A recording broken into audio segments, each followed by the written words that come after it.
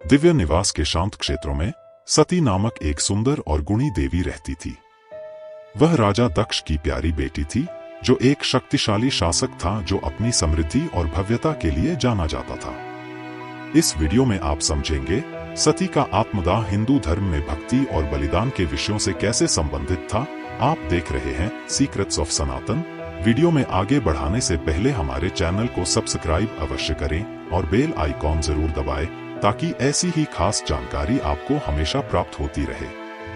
सती को दूर दूर तक उनकी अद्वितीय कृपा, दया और विनाश और पुनर्जन्म के सर्वोच्च देवता भगवान शिव के प्रति भक्ति के लिए जाना जाता था।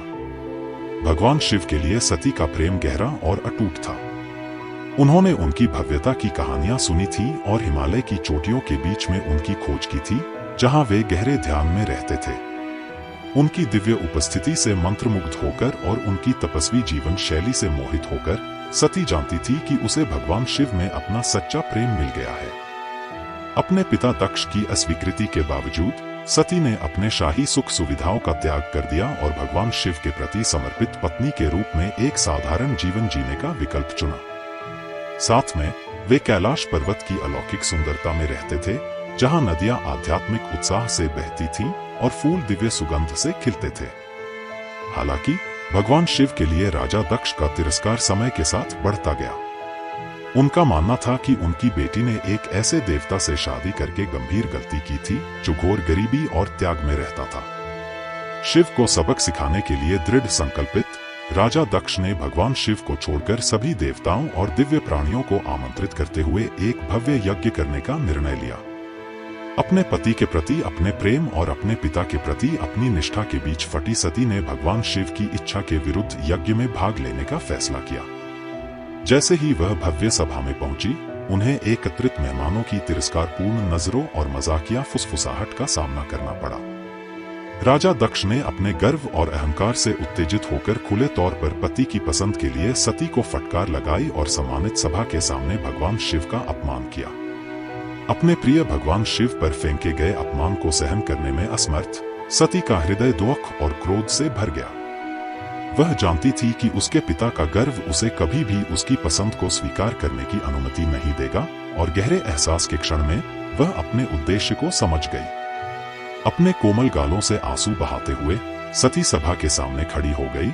उसकी आंखें दृढ़ संकल्प से जल रही थी। उन्होंने घोषणा की कि वह ऐसी दुनिया में रहना बर्दाश्त नहीं कर सकती हैं, जहां उनके प्रिय शिव का सम्मान नहीं किया जाता है। बलिदान और भक्ति के अंतिम कार्य में सती ने अपनी आंखें बंद कर ली और अग्नि की मौलिक शक्तियों से उसके नश्वर रूप का उपभोग करने का आह्वान किया।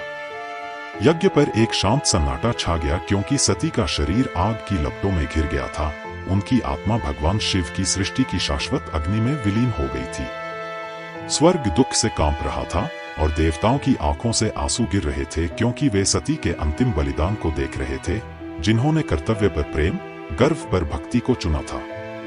सती के आत्मदाह के बाद भगवान शिव के क्रोध की कोई सीमा नहीं थी। वे यज्ञ में अपनी पूरी महिमा के साथ प्रकट हुए। उनकी तीसरी आंख क्रोध से जल रही थी।